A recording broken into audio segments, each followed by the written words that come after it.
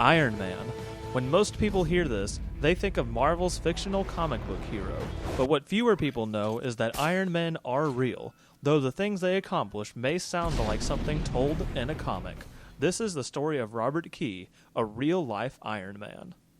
An Ironman is considered by many people to be the hardest endurance event in the world. It's a 2.4 mile swim, a 112 mile bike, followed by a 26.2 mile run. It's all nonstop, and you have to finish in 17 hours or less.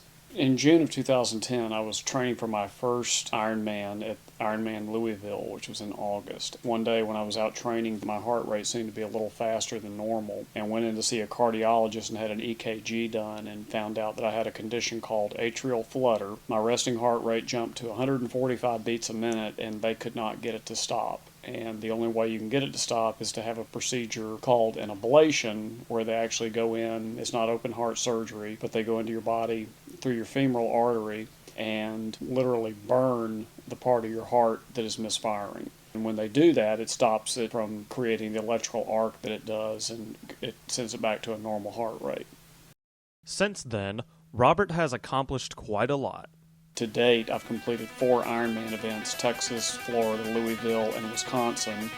And I'll be doing my 5th Ironman in May of 2014 and my 6th in Boulder, Colorado in August of 2014. Anyone that has done an Ironman, especially people that have done more than one, will tell you that the preparation to do one is far more intense than the actual race itself. The training is absolutely the most brutal part of it. It's 6 a.m. on Saturday morning. It's 4 weeks from today is Ironman Texas, and I've got a long run this morning. It's going to be anywhere from 15 to 18 miles. And my last long run will be next Saturday. That'll be about 22 miles. In a given week, on a light week, I'll be doing, let's say, 25 to 30 miles of running, 5 miles of swimming, and probably 100 to 150 miles of biking. And then right now, I'm in my peak week for Ironman Texas, which is 4 weeks away.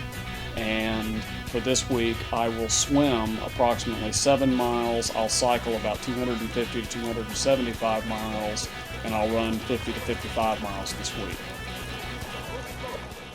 Robert has completed more than Ironman races, however. Yeah, I ran my first 100-mile race on December 30th and 31st of 2013. That was by far the most physically demanding thing I've ever done in my life, by far. There were points in it where I didn't think I could take another step. There were points in it that I just didn't think I could go on anymore. I probably ran for about 24 hours total of the time that I was out there. And you're stripped raw emotionally and physically of everything.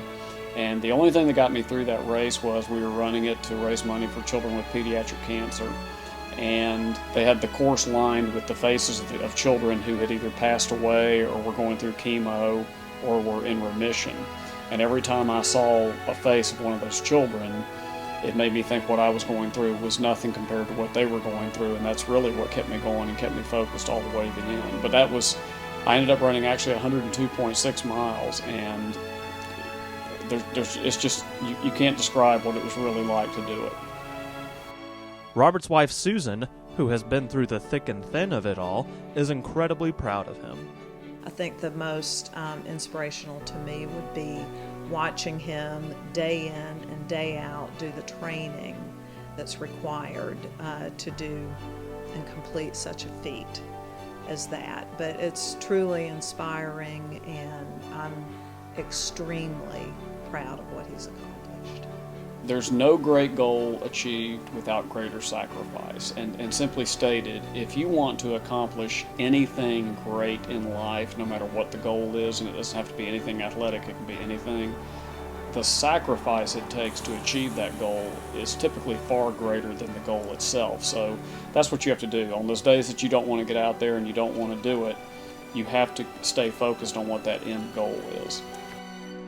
This is Robbie Key reporting for MCM 300 News. From Houston, Texas, Robert Key.